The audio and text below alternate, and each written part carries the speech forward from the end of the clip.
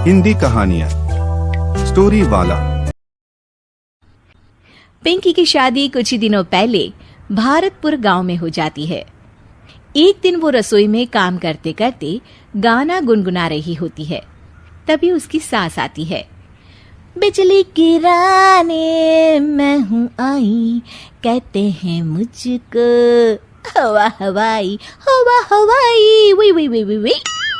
ओहो, हवा हवाई मैडम, कहीं उड़ मत जाना हवा से। अरे मम्मी जी, उड़े मेरे दुश्मन। आप बताओ, कुछ काम था क्या? हाँ, काम तो था। हमारे पड़ोस वाले गांव में उषा रहती है ना, उसने कुछ सामान बोला था मुझे लेकर जाने को। अब मेरे घुटनों में हो रहा है दर्द, तो तुम ही पहुंचा दो ना बहू ये सामान।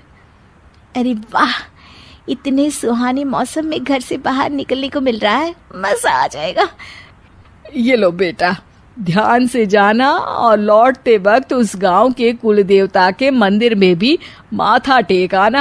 हाँ हाँ मम्मी जी, जैसा आप कहें। पर ये सब करने के लिए थोड़ा सा खर्चा पानी मिल जाता तो। अरे पानी तो तुम्हें उषा पिला देगी, और खर्चा तुम ज्यादा करना मत, ठीक है बहू? जाओ, शाम तक घर लौट आना, ठीक है बहू रानी? सास वहां से चली जाती है और पिंकी पड़ोस वाले गांव में पहुंचती है और उसे कुल देवता का मंदिर दिखाई देता है। पहले मंदिर होकर आऊं कि सामान देकर आऊं? चलो मंदिर ही हो आती हूँ। पिंकी मंदिर के पास जाती है, तभी उसका पैर एक पत्थर से टकराता है। हाय रो, मर गई रे। पिंकी देखती है कि वो पत्थर चमक रहा होता है। पिंकी वो पत्थर उठा लेती है। अरे, ये पत्थर तो चमक रहा है। वो पत्थर देख ही रही होती है कि तभी उसे एक आवाज सुनाई देती है। दन दना दन दन दन दन, जो तेरा मन चाहे तू बन। अरे, ये आवाज कहाँ से आ रही है? जो तेरे हाथ में पत्थर है उसी में से बोल रहा हूँ मैं पिंकी। ये पत्थर है जादुई, और ये लगा है तेरे हाथों में, तो ये हुआ तेरा।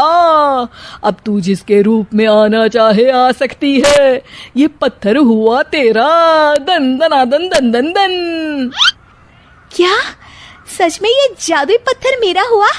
अरे वाह वाह वाह वाह। पिंकी अपना काम खत्म करके घर आती है और उसकी सास रसोई में काम कर रही होती है। अब वक्त है इस पत्थर का इस्तेमाल करने का। बड़ी थकान हो गई है रास्ते में, सासू माँ से थोड़ी सेवा करवा लेती हूँ। पिंकी पत्थर को हाथ में लेकर अपने ससुर का रूप धारण कर लेती है। अरे ओ कमलेश की माँ, इधर तो आना जरा। क्या हुआ जी, क्यों चिल्ला रहे हैं? अरे मेरे सर में बड़ा दर्द है, जरा सर और कंधे की मालिश तो कर दो। मैं आपको मालिश वाली दिखती हूँ क्या? जाइए, किसी नाई के पास जाइए और कराइए मालिश। जी भर के कराइएगा। अरे तुम ही तो हो मेरी मालिश वाली। तुम्हारे कोमल कोमल हाथों से जब ये खूबसूरत उंगली में बालों में मालिश होती है, आहा, सर दर्द हो या कैसा भी दर्द भाग जाता है। आप भी ना, आपने पहले तो कभी मुझसे ऐसे बातें नहीं की। आइए बैठिए, कर देती हूँ मालिश। पिंकी की सास पिंकी की मालिश कर रही होती है और पिंकी को बड़ा ही आनंद आ रहा होता है। इसे कहते हैं स्वर्ग की जिंदगी। सासू माँ के हाथ किसी हथौड़े से कम नहीं है, पर फिर भी फ्री की मालिश तो मिल रही है ना। वाजी वाजी वाह। कुछ देर बाद पिंकी अपने कमरे में आ जाती है और पिंकी के असली ससुर घर आते हैं। पिंकी की सास अपनी तारीफों से बाहर ही नहीं निकली होती है। सुनिए जी, आज ना आपकी बातों ने तो मन ही मोह लिया मेरा। बातें? कौन सी बातें? अरे वही कि मेरे इतने मुलायम हाथ और इतनी खूबसूरत उंगलियां हैं।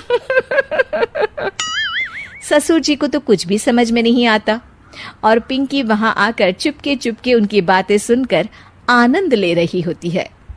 अरे मैंने ये सब कब कहा? आज तो मैं जल्दी काम पर चला गया था।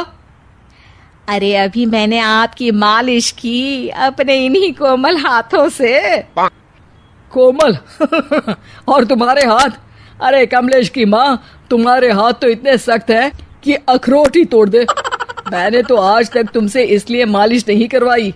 तुम्हारे हाथों को देखकर तो मुझे वो डायलॉग याद आता है, ये 2.5 किलो का हाथ जब किसी पर पड़ता है ना तो आदमी उठता नहीं, उठ जाता है। सास को गुस्सा आ जाता है। आए बड़े मेरे हाथ को 2.5 किलो का कहने वाले। अरे खुद की तोंद देखी है, बारात का ढोल भी शर्मा जाए देखकर।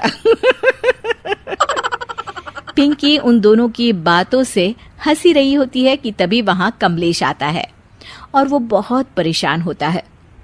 मैं तो लुट गया। अरे क्या हुआ कमलेश? दुकान में कल वो गुंडा जग्गू दादा आए थे और धमकी देकर गए हैं कि 1 लाख का हफ्ता देना पड़ेगा, नहीं तो मेरी दुकान तोड़ देंगे। सभी चौंक जाते हैं। क्या पिंकी अपने पति कमलेश को जग्गू दादा से बचा पाएगी? जानने के लिए देखिए रूप बदलने वाली बहू पार्ट 2।